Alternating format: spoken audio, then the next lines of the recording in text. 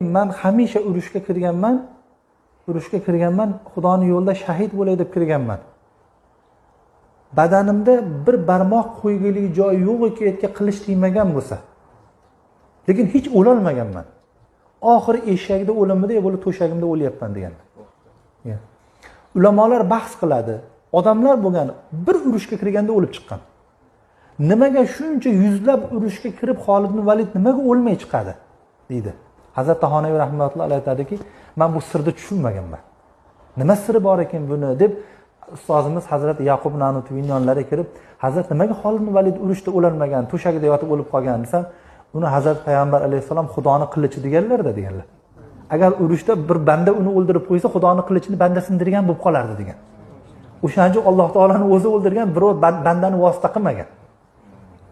Ya'ni qaytga borsa urushni xullas g'alaba bilan kelaverganlardan keyin Hazrat Umar roziyallohu taolo anhu u kishini lashkar boshligidan olganlar.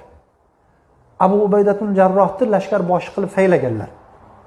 Odamlar buni Xolid ibn Validga nisbatan Hazrat Umardan bir narsa qalblarida bormi, nimaga bu kishini ishdan oldilar u Abu Ubaydani sayladilar urushga dedilar.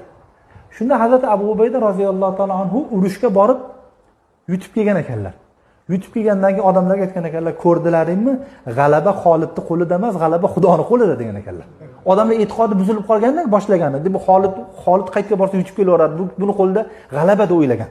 Odamlarning e'tiqodini to'g'rilash uchun o'rniga boshqa odamni sayladilarki, ko'rdiki, g'alaba Xudoning qo'lida ekan, dedilar. Hazrat domla aytadilarki, ilm agar faqat O'zbekistondan chiqarsa, faqat Buxoro, Samarqand ursa, odamlar o'zi bularda o'zi talanti zo'rda derdi. Aylanib kelib molga sig'inadiganlar ichidan ham shuncha olimlar chiqqandan keyin bildikki, ilm Xudoniki ekan dedi. Ilm Xudoning qo'lidagi narsa ekan, u bandani bunga nimasi yo'q. Ya'ni Xudo Alloh taolo aytadi, bu kunlar aylanaveradi dedi. Bir kun g'alaba bu yerda, bir kun u yoqda aylanib yuraveradi.